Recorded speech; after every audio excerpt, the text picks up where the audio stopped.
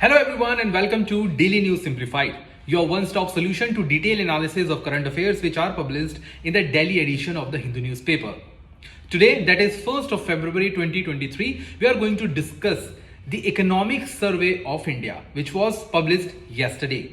Entire DNS for today is going to be dedicated towards the length and breadth, critical analysis, in-depth study of the economic survey that was published yesterday. The discussion of the entire economic survey is divided into different themes, and the time stamping of these themes is given in the description box. So let us begin with the first theme of the economic survey. Ministry of Finance has published the economic survey through the Chief Economic Advisor this year. And as per the tradition, it has been published a day before the publication of Union Budget. So this year also, the economic survey was published on 31st of January, and today the entire DNS has been dedicated towards the articles published towards the economic survey. We are going to look into the entire economic survey. We will try to analyze each and every aspect which was highlighted in this survey published yesterday. And we are going to look into the data-wise statistical analysis of Indian economy and how Indian economy has performed in the last 1 year. Not only that, through various flowcharts and infographics, we are going to look into the details of economic issues faced by India. And along with this, we will also look into the possible way forwards on various issues and the outcomes of the important economic activities being followed in India. So as you can see on the screen, these are the important articles which were published in the Hindu newspaper on various pages and talks about the different aspects of economic survey this year.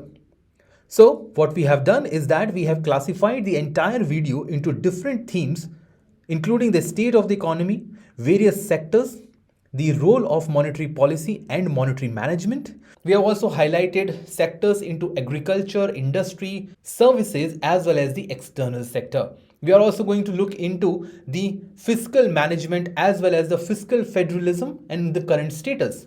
Along with that, we are also going to look into the tax structures, overall revenues and the spending of the union government in the past 1 year. So without wasting any time, let's start this video, which is completely dedicated towards the economic survey of 2022 and 23. But before starting the basic analysis of this economic survey, we are going to look about the basics of economic survey, its purpose, historical evidences, and why we need such kind of survey in India. So as you can see on the screen, first economic survey of India was published in 1950-51. That is soon after the completion of 1 year of India's republic. As we know, in 1950, India became the republic. A government was set up, elections were conducted, and soon we had the finance minister. Because of the finance minister and his ministry, there was the economic survey which calculated the statistics, which combined the various statistics from the economy and various sectors. Till 1963, economic survey was nothing but a part of union budget. So it was presented along with the union budget as a single entity. But in the next year, that is 1964, it was separated from the union budget and was published a day ahead of the union budget. And since 1964, the tradition has continued till now. As of now, the economic survey is published into two parts, part A and part B, although this year this has not been continued. Previously, these two parts were divided into two. The first one was talking about the holistic review of the current economic situation. This was nothing but the economic performance of various sectors. The second part actually dealt with the different issues faced by the economy. Let's say poverty or COVID or employment issues. In the second part of the economic survey, most of the target or the focus was on providing possible way forwards, providing solutions to the economic issues faced by India. However, this year, both the parts have been combined and they have been published in the single set of book. The economic survey is a composite text of various economic parameters that India has faced in the last 1 year. It tried to capture that data, compile that data and compare it with India's performance in the past decades or past economic or financial years. It is prepared by the economic division of the Department of Economic Affairs under Ministry of Finance. Now, this is an important prelims fact. It is supervised and headed by the Chief Economic Advisor. He is the one who is responsible for the entire rolling out of this survey. The economic survey is presented every year a day before the publication or the presentation of union budget in the parliament. This year, the economic survey was presented by Chief Economic Advisor. It is mostly presented through a press conference, and this year it was presented by V. Ananta Nageshwaran, who is the CEA of India. He is also responsible to manage the cadre of Indian Economic Service officers. To know more, you can follow one of the DNS where we have talked in detail about the Chief Economic Advisor. Economic survey is multi-purpose text. It is an annual report on macroeconomic performance of India, that how India has performed in agriculture sector, service sector, external sector, its public debt, fiscal status and others. It provides macroeconomic figures and data on different economic sectors. It has detailed statistical analysis of various sectors and their past performance. For example, how wheat was produced last year and how we compare it with a decade ago. It also mentions the possible economic challenges, including poverty, employment, health, education, and others, and try to support certain measures to overcome them. And lastly, it also provides certain schemes, important data, indices, which can be used to solve the economic problems. Now, the point is, why do we need economic survey? India is a democratic country. India has a representative government which are responsible towards its mandate. And mandate includes the citizen of the country who have voted on a respective government into power. So being a democratic nation, government should tell us about the successes and failures on its front on the economic performance. It is also required to have the policy making in the future, and it also help through its analysis in the planning of future spending on various sectors. For example, economic surveys tells the government through a way forward or through a measure or through an advisory measure that what government can do in order to reduce its overall debt. The important note here is that union budget shows what economy will do in the next 1 year. That is, it is a forward-looking document. On the other hand, economic survey shows what economy did in the last 1 year. That is, it shows the overall performance in the previous year. So this is the basic difference between union budget and the economic survey. The first theme for today's Indian economic survey discussion would be the analysis of state of the Indian economy, how it has performed in last one financial year, that is 2022-23. We are going to look into that how Indian economy has recovered completely from its setback in the COVID situation. Through this single flow chart, we are going to analyze the entire setup given in the first chapter of the economic survey. Now, this first chapter tells us about the state of the Indian economy. The chapter shows 4 important highlights. The first one is that it talks about the important global situation that has caused various issues to the Indian economy. It has also provided certain measures that government has recently taken up along with the role of RBI. It has also laid down some of the performance of Indian economy in the employment sector as well as the banking sector. So let's start with the 3 important shocks. According to the economic survey, global economy was hit by 3 important shocks. These are the external shocks that has also impacted the performance of Indian economy. The first one was the COVID pandemic that has called for the global lockdown. Various industries were shut down, and because of which the overall production supply sector was on its knees. Millions of people lost their jobs. That led to the high rise in the poverty and lower consumption level. The second shock is the ongoing Russia-Ukraine war that has led to the fall in the overall supply of agricultural goods. It has also impacted the crude oil and gas prices in the international market, even has impact on India. The third one is the very recent one when the Fed Reserve, that is the central bank of US, has increased the basic rate of interest in its economy. On the basis of the third one, economic survey has said that because of the US higher rate of interest, US dollar, the most traded currency in the world, has appreciated. Because of its appreciation, there is comparative depreciation of the Indian rupee and many other countries across the world. This depreciation of Indian rupee has further deteriorated the current account deficit of India and most other economies, especially the emerging economies. Due to the higher deficit on the current account, where the import has outperformed the exports, there's a higher inflation. And this is the borrowed inflation that many major emerging economy is facing, including India. This higher inflation, which is over and above the 5% in most of the economies, have led to the further decrease in the overall GDP. Because higher inflation, although provides higher nominal GDP, it impacts the real GDP.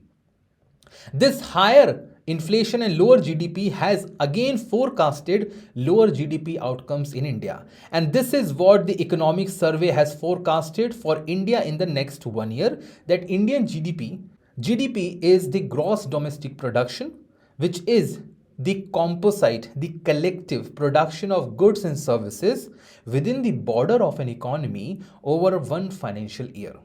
This GDP of India is going to be around 6 to 6.8%, and this is the real GDP, that is the one which is calculated after deducting the current inflation.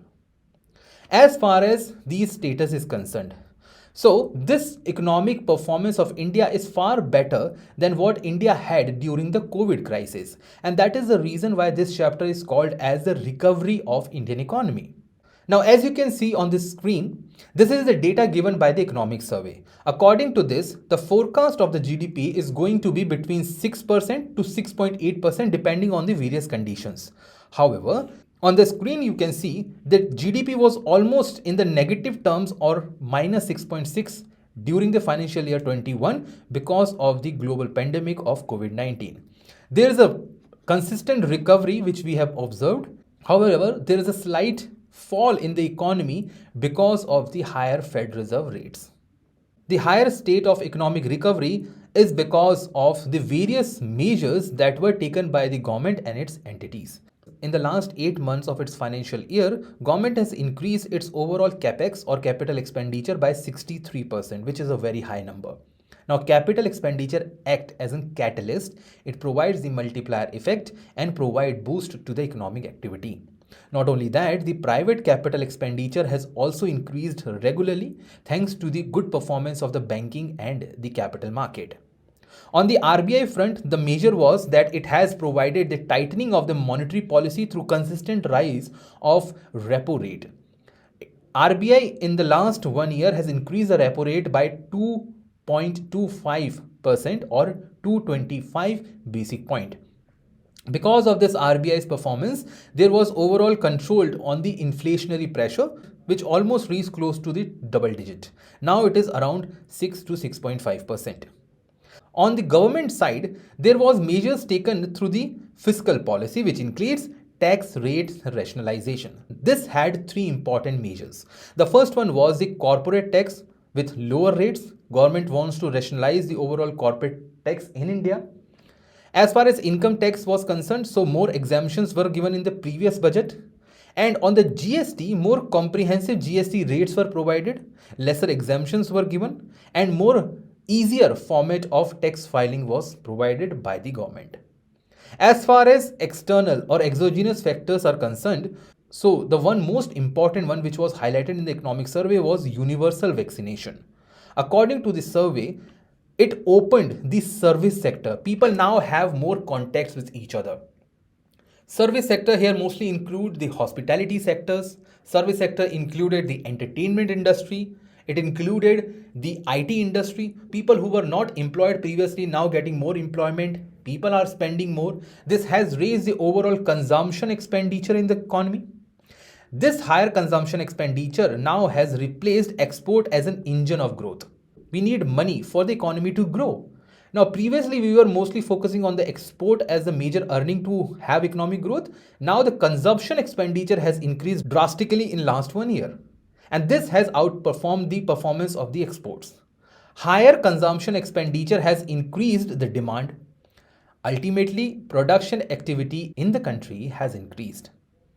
Not only that, the one important sector as highlighted by the economic survey is the housing sector. The housing sector had a large number of inventory.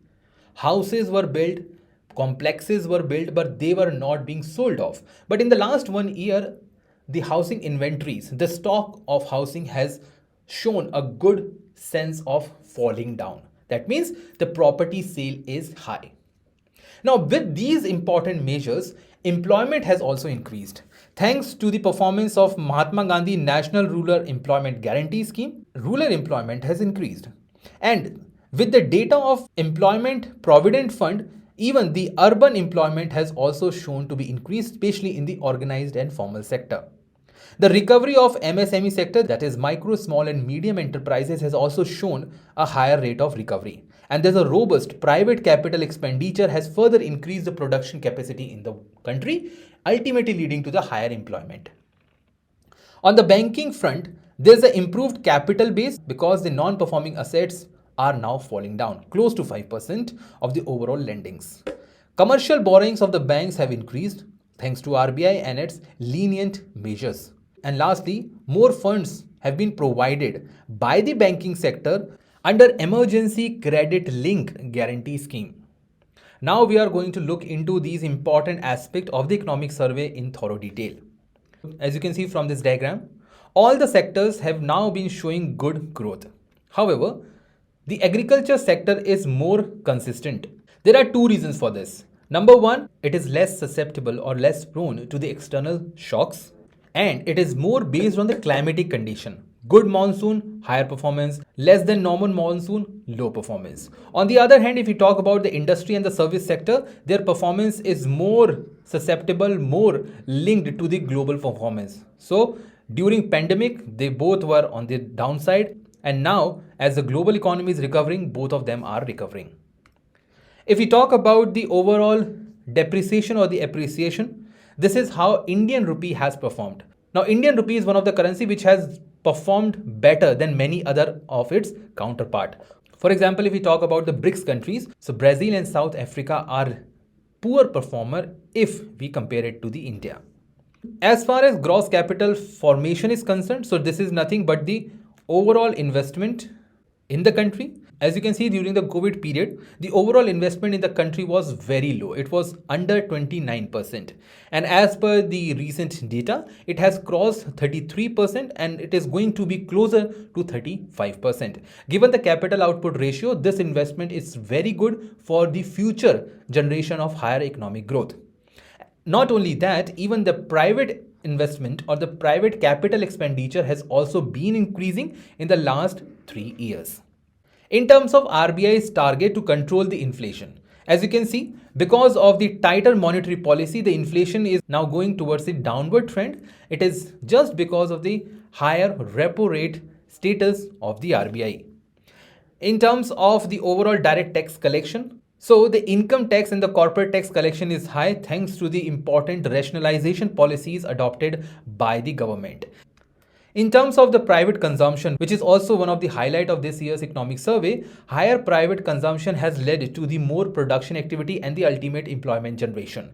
There is a quantum jump in the overall private consumption of India in the last one financial year. And lastly, in terms of the gross NPA, as you can see, they were very high in 2018 and drastically they have come down to 5% of the gross advancement given by the respective bank. Lower NPA simply proves that now banks have more confidence in lending towards various sectors of the economy, ultimately helping the Indian economy to grow. Now let's talk about India's medium-term growth outlook. From the economic survey, the government has tried to keep higher economic growth outlook in the coming years. For that, we are going to look into the various programs undertaken by Government of India.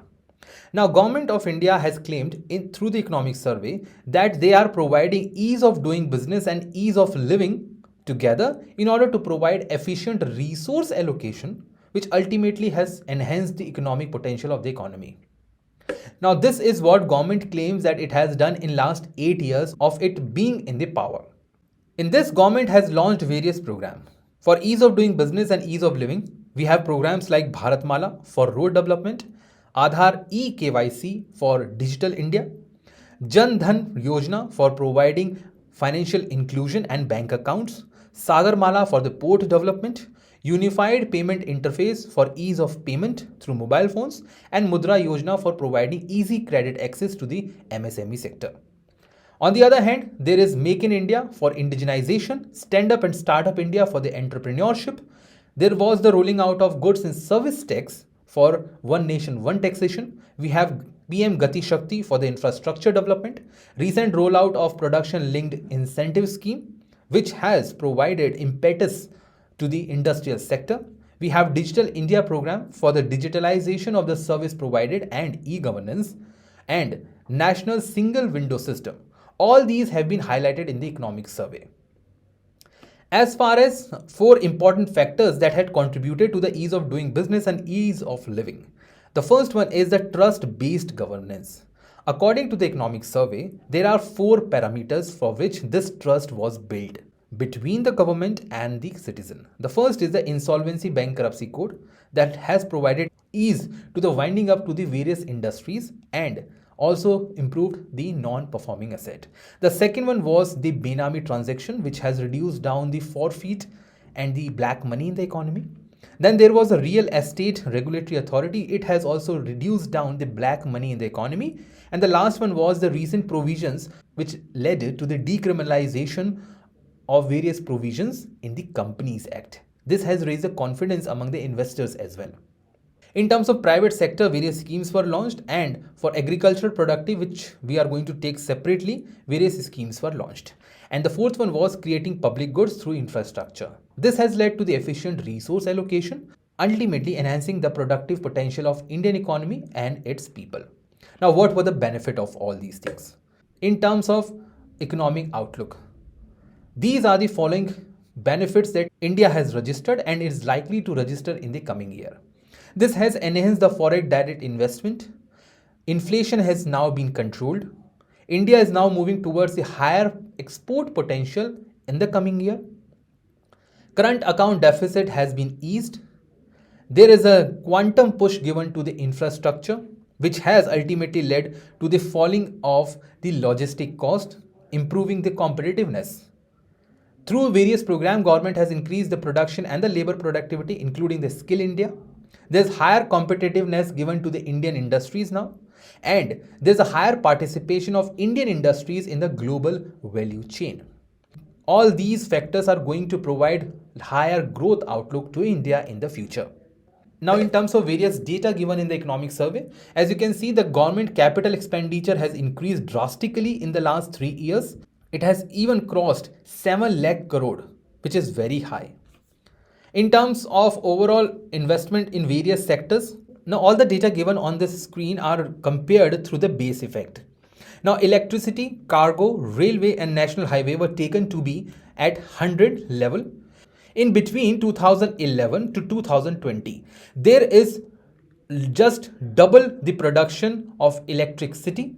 There is 80% increase in the cargo handling. There is 14% on the railway track, and there is 87% in the national highway, which is a quantum jump. Now, government, according to the economic survey, has highlighted 3 major magnets that are going to attract the growth. The first one is the banking and the corporate sector, which are now coming back into the track through their recapitalization. Digital technologies that are going to lead more financial inclusion and formalization will also push up the growth. And lastly, as the international shock is going to be milder in the future, India's midterm growth is going to be very high very soon. Coming to the fiscal development mentioned in the economic survey. According to the economic survey, the fiscal development both at the center and the state has improved. Both center and the state are now rationalizing their expenditure and also generating more revenues than what they were doing 2 years ago during the pandemic. We all know that in the pandemic financial year, government has come up with a very high fiscal deficit, which was more than 6% of its GDP, going far below than the expectation under the fiscal responsibility and budget management. And because of that, fiscal prudence was not up to the mark.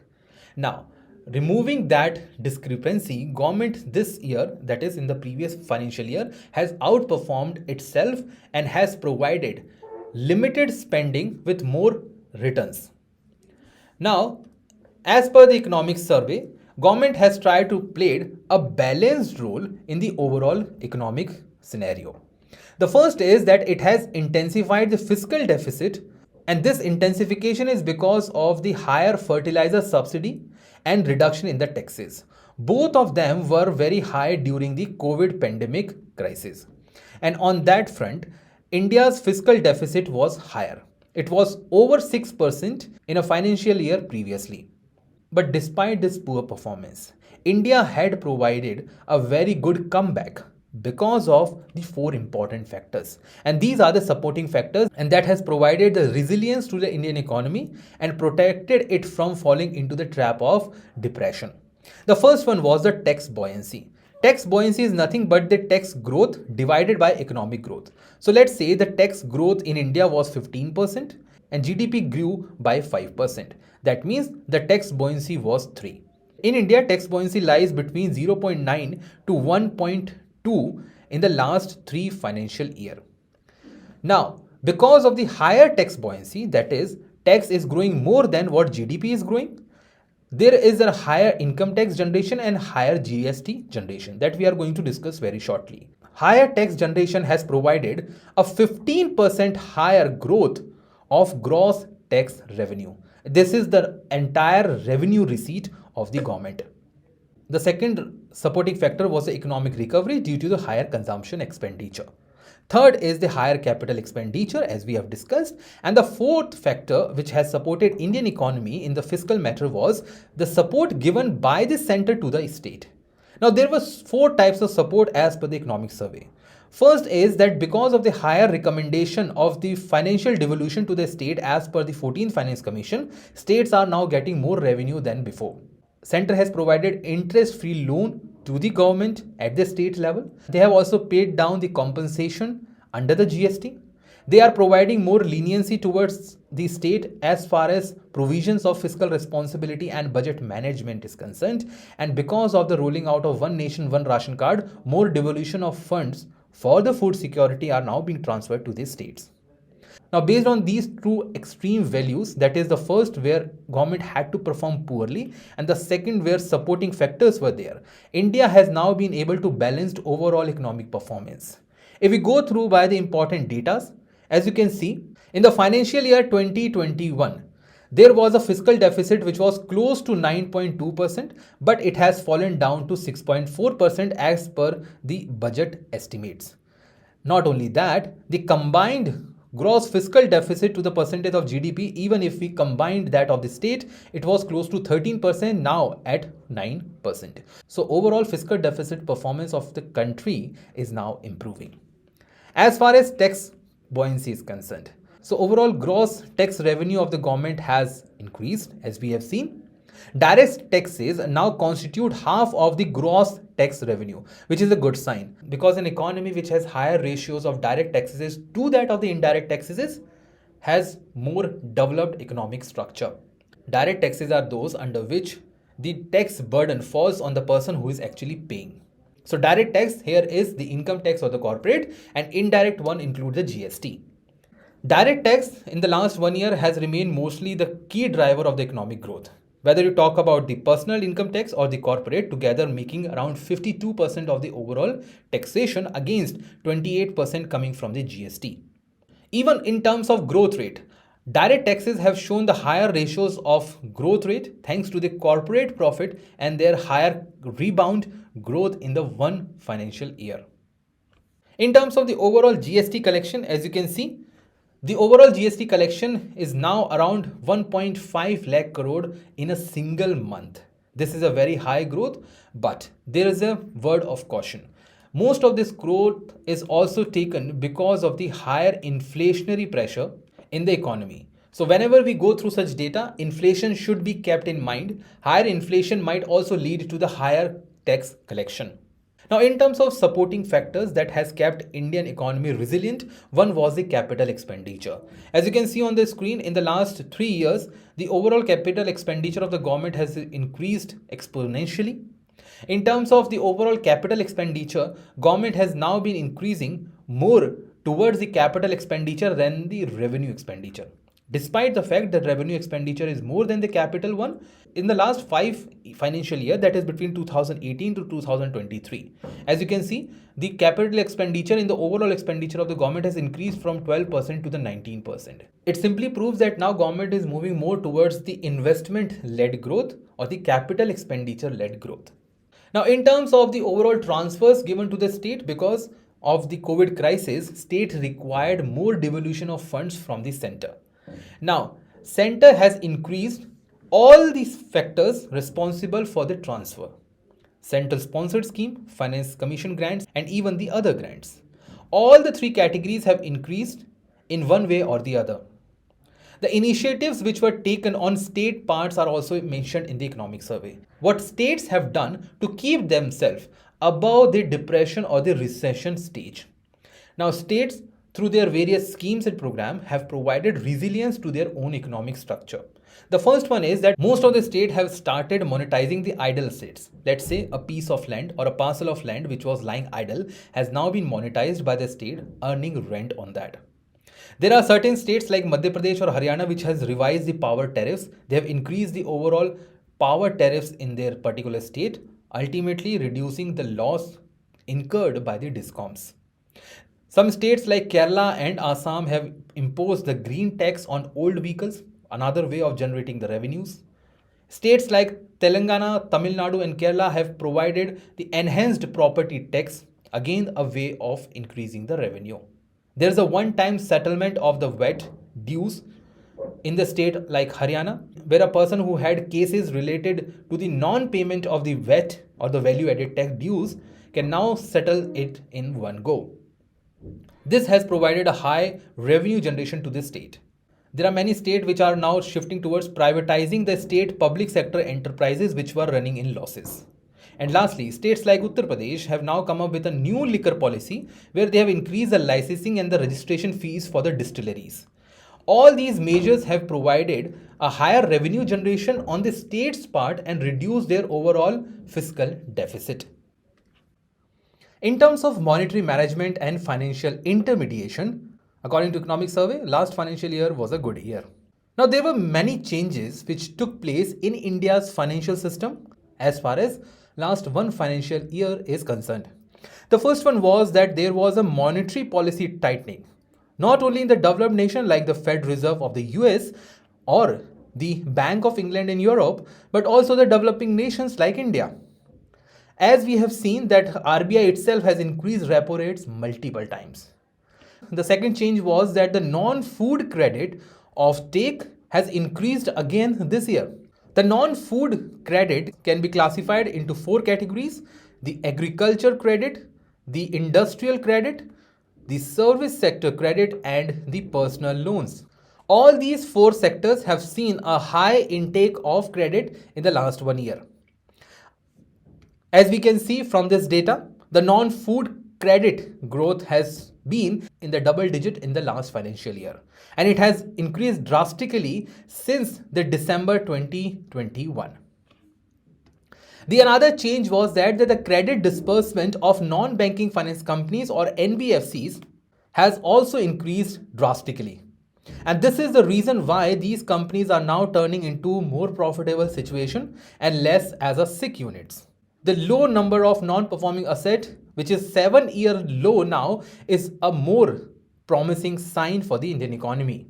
As you can see, various banks such as public sector bank, private bank, foreign banks are now showing the falling trend of their non-performing asset, which is also a good sign. As far as recovery rate of the loan is concerned, because of the better implementation of insolvency and bankruptcy code, economic survey has said that the higher recovery rate has helped the banking sector to reduce down their non-performing asset. And lastly, the most important change which was registered is that RBI has raised the overall repo rate, that is the repurchase agreement rate, which decide the overall lending to the banking sector by 225 basis point or 2.25%.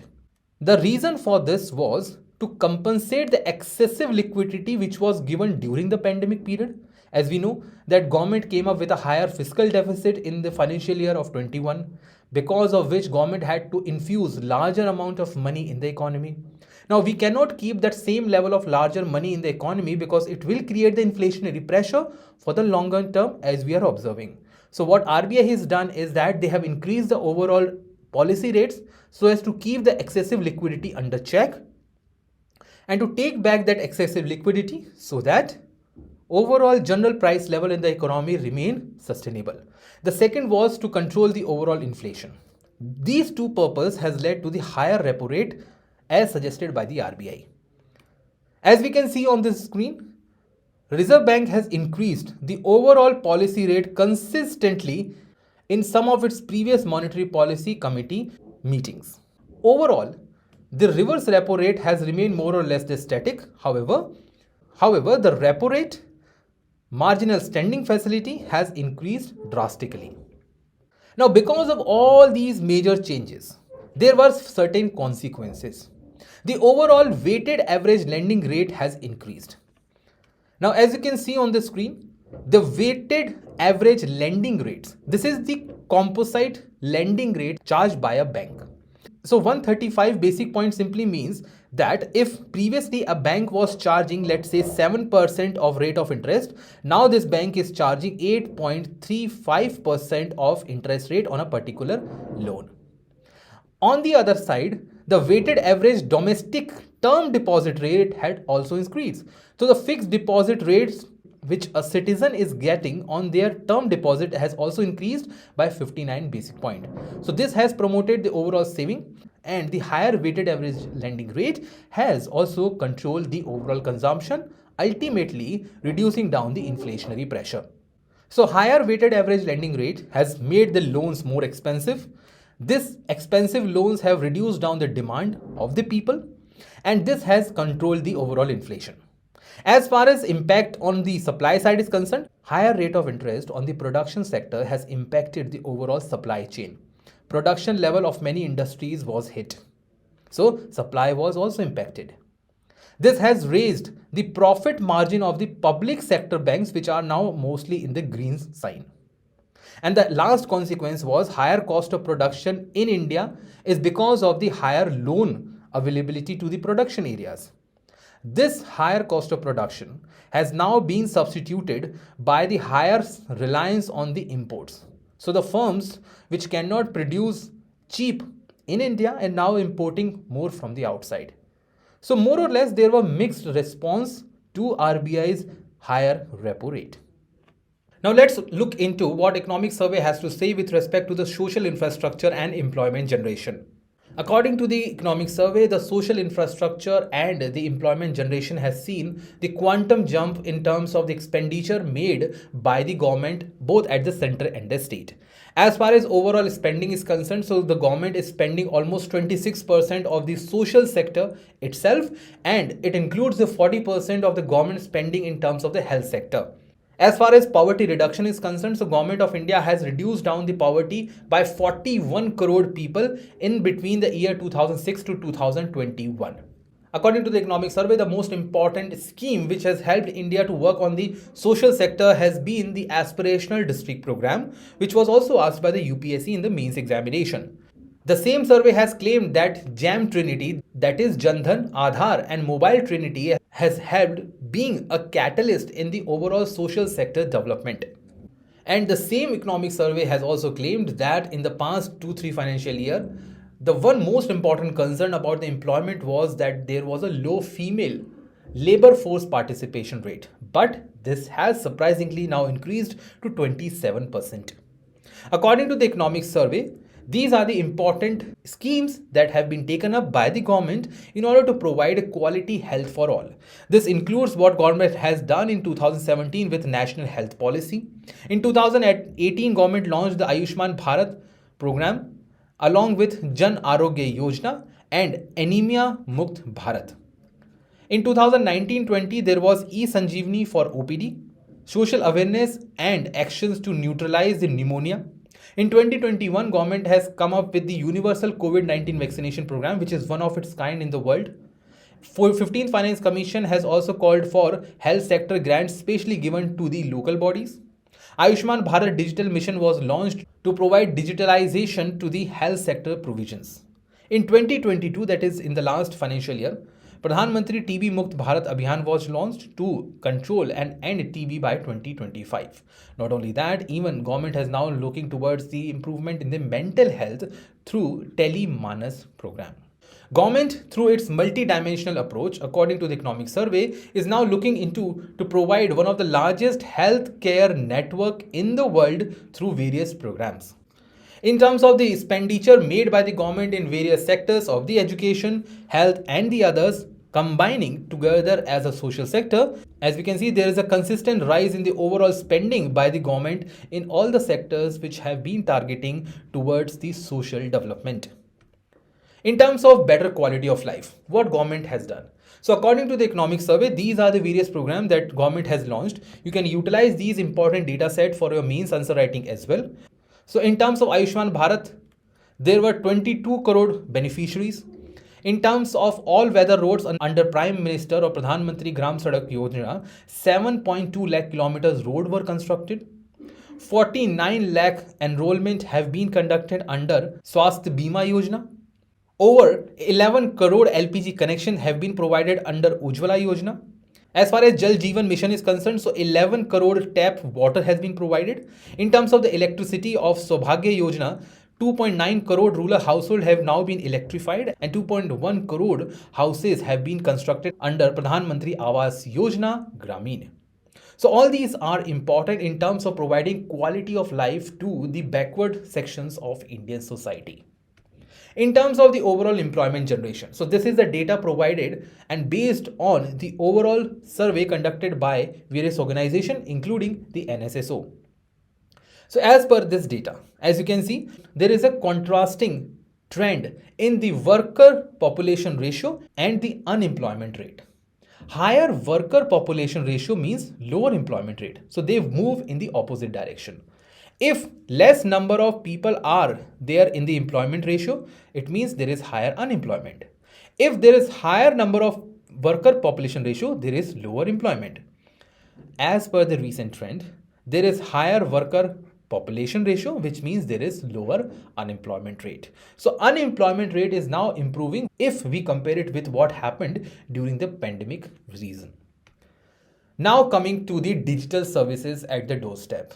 These important tele services can be used for your GS paper 2 in e-governance and in your GS 3 paper under economics section with respect to the digitalization of the Indian economy.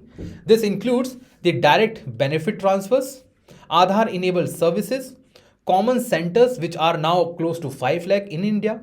Then we have Kovin, Umang, eShram, aspirational district blocks, Jal Jeevan Mission which are now being based on the electronic format.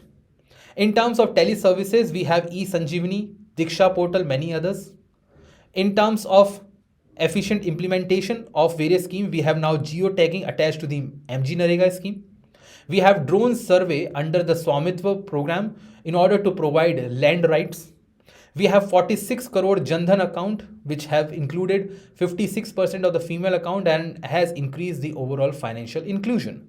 As far as Antyodaya Yojana, National Rural Employment Mission, 8.7 crore women have been the most beneficiaries through the self-help group approach. Now coming to the performance of various sectors. First, we are going to talk about the agriculture and the food management in the country. Now, according to the economic survey, India has outperformed many other countries. This year, India has produced record of 315 million tons of food grains. That is unprecedented. Not only that, in terms of the overall allied sector, if we compare, there is a consistent rise in the share of allied sector, including the livestock, forestry and logging, as well as fishing and aquaculture in comparison to the crops. There is a consistent fall in the overall percentage of the cropping sector, but that does not mean that the overall food production is low. Food production is rising, but when we compare it with the allied sector, the overall allied sector performance is over and above that of the crop production. And that is the reason why it is now a ratio of 11:9 in terms of what agriculture is doing and what other allied sectors are performing. Now the question is why India is registering such a good performance in agriculture sector. The first reason is that there is higher increase in the MSP of almost all the major crops. The second reason is that government has created numerous forward and backward linkages. These forward backward linkages includes the creation of export market for Indian produce. As we have seen, when there was Ukraine Russia crisis going on, India was emerging as one of the major wheat exporter as well as a sugar exporter in the world. So government is creating that forward linkages for creation of market. As far as backward linkages are concerned, so now government is providing cash incentives under PM Kisan program. On the third parameter, there is higher increase in the institutional credit given to the agriculture. As you can see on the screen, most of the crops in the last 4-5 financial year have seen an increase in the MSP. All the green signs shows that there is an increase in the MSP given by the government in various crops. In terms of institutional credit, there is a consistent rise in the overall formalized credit given to the agriculture sector. More institutional credit means more capital formation will be there. There will be more productivity of the crops. Farmer can incorporate latest technologies with respect to the cropping pattern as well as increase the overall production on per hectare criteria. The fourth important reason highlighted by the economic survey is the promotion given to the cooperative sector. This includes the rolling out of Sehkar Se Samriddhi and the new National Cooperation Policy. You must have heard about the creation of more number of farmer producer organization in order to have cooperative and collective culture in the Indian agricultural sector. Apart from that, these are the numerous schemes which are highlighted in the economic survey that has helped Indian agriculture sector to increase manifold. The first one is the PM Kisan in which over 11 crore farmers were given the direct financial incentives. Under the Agriculture Infrastructure Fund, post-harvest support is given and the community farms are given loans. Under Fasal Bima Yojana, largest crop insurance in the world is provided and prompt compensation to the farmers is being paid. Under Mission for Integrated Development of Horticulture, because horticulture is the one sector which has outperformed the overall crop production. So it includes your vegetable, it includes your fruits, it includes your flowers and other plants. So they are now leveraging more geographical specialization. For example, dry fruits in the northern part of the Himalayas. Also, some of the dry fruits from the Kerala and Tamil Nadu. Government is focusing more on the citrus fruit in the western states like Maharashtra. So this scheme is now focusing more towards specific regions, including the one district, one product. Through National Agriculture Market or ENAM, government is now providing competitive, transparent bidding system for better price discovery. And through the promotion of organic farming or Jaivik Krishi, government is now promoting the farmer producer organization under Paramparagat Krishi Vikas Yojana. This has reduced down the chemical utilization in the overall crop production and has provided better phytosanitary and sanitary categorization of Indian food in the international platform where India was not performing better. And because of various programs conducted by the government, not only the public expenditure, but the private investment is also increasing regularly. So as you can see in the last one financial year, although the public expenditure as a share of percentage has reduced from 4.9 to 4.3, but the private investment conducted by the each household or even by the farmer producer organization has increased drastically. One more thing which was highlighted in this year's economic survey was the importance given to the millets. As India, one of the member of United Nations and also the Food and Agriculture Organization, is celebrating the International Year of Millets as in 2023.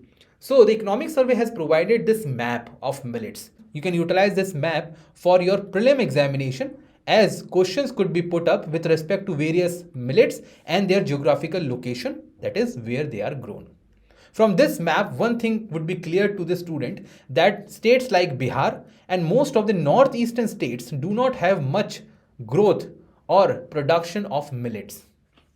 Now coming to the industrial sector. According to this economic survey, industrial sector has now been registering the steady recovery with in comparison to what it has received in the financial year covering under the pandemic. Industries across its various sectors and components, be it the manufacturing, be it the electricity or the power generation or the mining, has registered a quantum jump in what it has performed 2 years back. This economic survey has listed out various programs adopted by the government in order to provide impetus to the Indian industrial sector. Along with that, it has also laid down one of the important issue highlighted in the recent economic scenario, that is flipping. So today we are going to look into the flipping issue in much detail. As far as analysis or the contribution of the industrial sector is concerned, so in India, industrial sector provides 31% to the overall GDP and has provided employment to almost 120 million people. It has laid down the direct and the indirect linkages. So if, for example, direct linkages means it has provided the consumer goods to the people. Indirect linkages means it provided the capital goods to the various industries. Also, it acts as a destination for agricultural productions. On the other side, it has also accommodated domestic demand and reduces the reliance on the import. Basically, the indigenization or Make in India, Atmanirbharta, has provided two benefits. The first being the growth in the industrial sector as well as reducing down the reliance on the imports. The best example here is the imports coming from China. It has also acted as a multiplier effect. Once an industry is set up in a particular locality, that industry is going to last for long. It does not have any seasonal impact.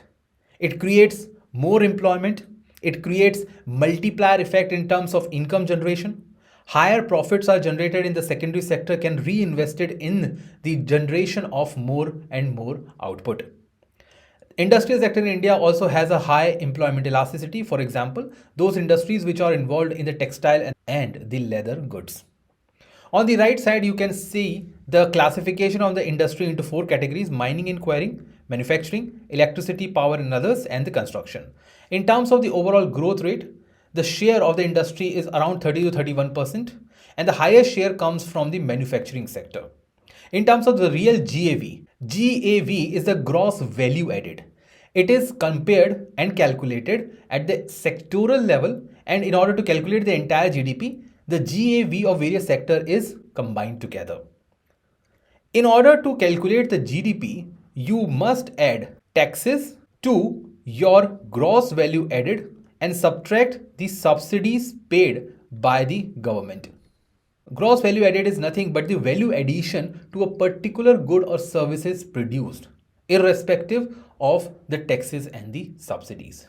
The overall gross value added of the sector was around 9.8%.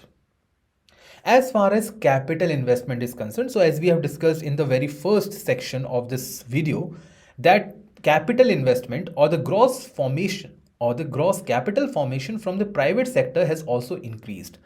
In economic terms, this is known as crowding in of the investment. So the crowding in of private investment has increased. Because of this, there is the pent up in the demand or the domestic demand. This has increased the exports, and higher export has also strengthened the business balance sheet or the balance sheet of the corporate houses. So this is a win-win situation for all. The same private investment has also increased the capacity utilization. That is, it has increased to 75%. It simply means that a company has invested 100 crores, 75 crore worth of its investment is now being completely utilized. And the same private investment has also been 5 times of what we have observed in the level of financial year 20. And this is one of the reasons why when we were comparing the overall investment in the country, gross capital formation has crossed 33% overall. Now, all this is because of the initiatives that are highlighted on the screen. The first one is the Insolvency and Bankruptcy Code that has reduced down the number of SIC units and has provided the easy liquidation of the entities. Equity based of public sector bank was also strengthened because government has infused a large amount of money in these banks to make them more resilient. GST was rolled out. It has been performing pretty well. Corporate rate has been slashed down to increase the profit, and these profits are now being reinvested to expand the businesses. Digital infrastructure was expanded, ease of doing business was provided. Deleveraging, that is reducing down of the debt, is now becoming more possible for the corporates, and that has strengthened their balance sheets. Well capitalized banks, because of the infusion of more equity, are now willing to lend more. NPS are already below. Make in India 2.0 is focusing on 27 sectors. Production linked incentive focus on incubation and the innovation is now on the priority to the government. Intellectual property regime has been strengthened to provide protection to Indian innovation. Legal reforms such as code on the labor has been amended and combined together. Liberalization has been provided. Compliance burden has been reduced because of the ease of doing business. As far as Industrial Revolution 4.0 is concerned, so government has rolled down Samarthya, that is smart advanced manufacturing and rapid transformation hubs. These SAMARs will promote the Udyog Bharat 4.0, that is Industrial Revolution in the next level of generation. It will focus on artificial intelligence, cloud computing, robotics and others. And lastly, government has also been focusing on the indigenization of the defense sector that has reduced down the defense imports as well as promoted the Indian entities in the defense sector. Now, one important thing which was highlighted in the economic survey was flipping. So what is flipping? Flipping is a process of transferring the entire ownership of Indian company to an overseas entity. Let's say there's a company A. This is an Indian company. It was owned, created by an Indian person. All the employees are Indian. It is situated in India. But the ownership of this company, entire ownership, that is 100% shares, is now being transferred to a company B, which is, let's say, now situated in Mauritius, US or UK. This company B will now be the owner. But despite this ownership transfer, founders and the initial investors will retain their ownership. Now, please understand this through an example. Let's say there was a company with entire valuation of 100 crore rupees. This is your company A. Now, this 100 crore is divided into 5 founders, each having 20 crores in their pocket. Now, company B has invested and transferred this entire 100 crore, but the valuation of company B is 500 crore rupees. Now, company B is a large company, but it is not going to dilute this 100 crore of company A. So, the owners, founders, and investors of company A will retain their 20 crore each despite changing in the ownership. This is known as flipping, and it was highlighted in the economic survey as it is creating a new issue in the Indian economy. Now, why there are flipping going on in India? Many of these companies are in the IT sector or in the digital world. They are looking for innovation. They are looking for incubator centers. And as these centers are not located in India but outside, they try to shift their base to the particular domicile. Some of the economies provide easy access to the capital market, so they shift to that place. They have better intellectual property regime. Tax treatment of licensing revenue from intellectual property is low. They have agile corporate structure. And countries like Singapore, UAE, Netherlands have emerged as a major destination for Indian startups to shift the ownership. Now, the most important impact of this is the hurdle created towards the development of entrepreneurship in India. This is a setback. Indians are losing on employment generation as well as the profit margins. So what government is doing? There are certain provisions which are referred in the economic survey. The first provision is that there is a simplification provision as far as interministerial board certification for startup is concerned. There is a simplification of taxation. Government has also simplified the taxation for multiple layers in a business. Government has also simplified norms for the capital flows. They are facilitating the collaboration and partnership to establish private entities in India. And they are also looking for creating more incubation and funding landscape so that these startups do not escape from Indian market to the other market. And all the benefits of these companies remain within Indian borders. As far as the discussion on service sector is concerned, so we have already taken a lot of discussion in the external sector and data related to the service exports and imports. On the external sector front, the economic survey has shown that India is now performing far better than many other countries. As per the ongoing global issues on trade, so global commodity prices are now increasing. That is, it is providing benefits to the producer, which also shows that the exporters are now getting benefit than what they were in a situation 2 years back. There is a tightening of the international financial condition, which is not a good sign. Fed Reserve of US has already increased their policy rates. Bank of England has done the same. This has led to the appreciation of foreign currencies. Because of the appreciation of foreign currency, the foreign portfolio coming to India is now going back. There is an outflow of foreign portfolio investment. Because of that, there is a low capital account surplus. India is a country which has a very high capital account surplus. But because of the outflow of foreign portfolio investment, the overall surplus has now reduced down, although still not closer to the negative terms. Because of the low capital account surplus, there is a depletion of the foreign exchange reserves. Reserve Bank of India has to shed more foreign exchange in order to make payments to the outflow of the foreign portfolio investment. So the capital account is low. In terms of the financial volatility, there is heightening of the financial market volatility across the world.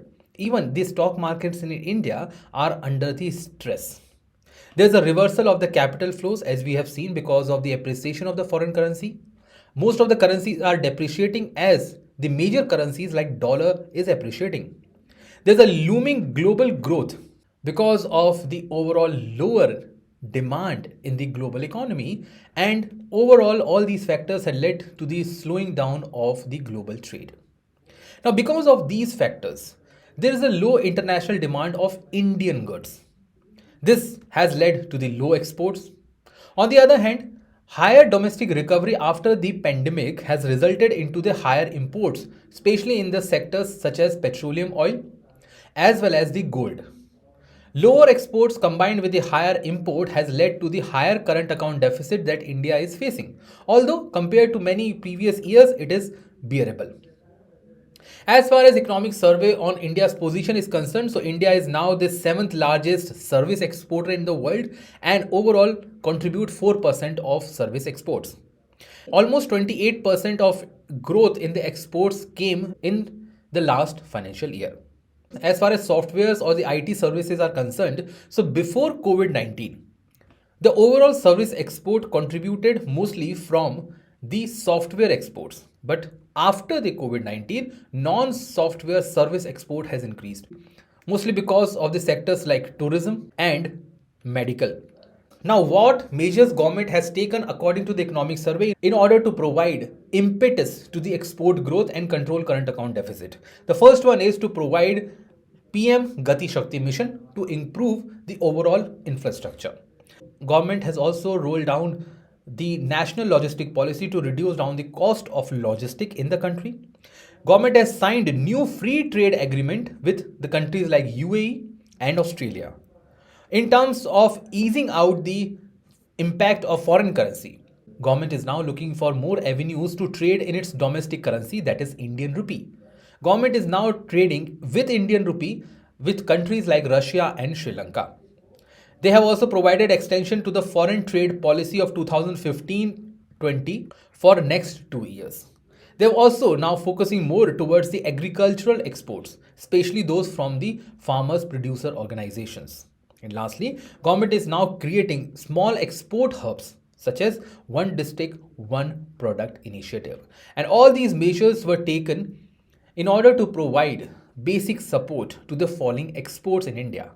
If we try to analyze the export and the external sector through data, we can easily see that as far as capital account is concerned, so net foreign direct investment is higher in the country. Net here simply means the difference between the outflow and the inflow of the FDI. As far as India's growing and diversifying of merchandise trade is concerned, so India is now diversifying more towards those countries which were not very much gaining the attention of India. So the overall merchandise export for the period of April to December was around 332, which was higher than 305 previously. New diversification markets for India includes the Brazil, South Africa, both of them are part of BRICS countries, and Saudi Arabia, which is also member to India in G20. India has signed around 13 free trade agreements and 6 preferential trade agreements, with that of the UAE and Australia recently being concluded. In terms of the overall remittances, because remittances is one of the major contribution of current account in India's balance of payment. So India is now emerging as the largest shareholder in terms of the overall remittances it has received. So according to the report published in the economic survey, India has received close to $100 billion of the remittances as per the World Bank in the year 2022. But when it comes to the overall debt structure, India's overall short-term debt contribute around 19% to its total debt. In terms of how foreign exchange reserve India has, so the India's foreign exchange to the debt is around 97%. So understand this through this example. Let's say India has an overall debt of 100 rupee. It simply proves that India right now is having 97 rupee as its foreign exchange, which it can utilize to pay back its overall debt.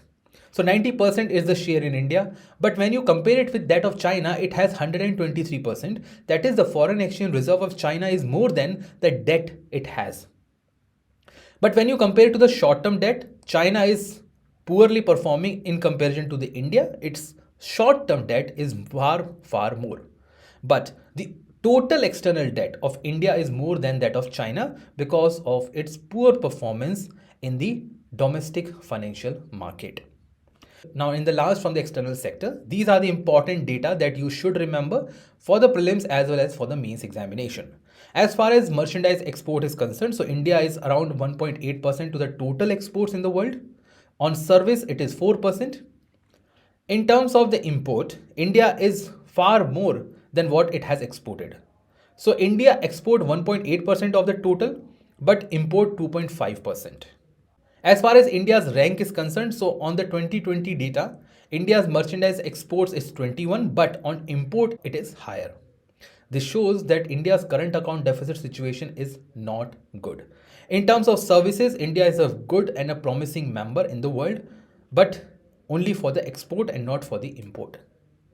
That's all for today's Daily News Simplified, where we have analyzed all the important aspects of Economic Survey 2022-2023. For more such updates, subscribe to the channel. Thank you.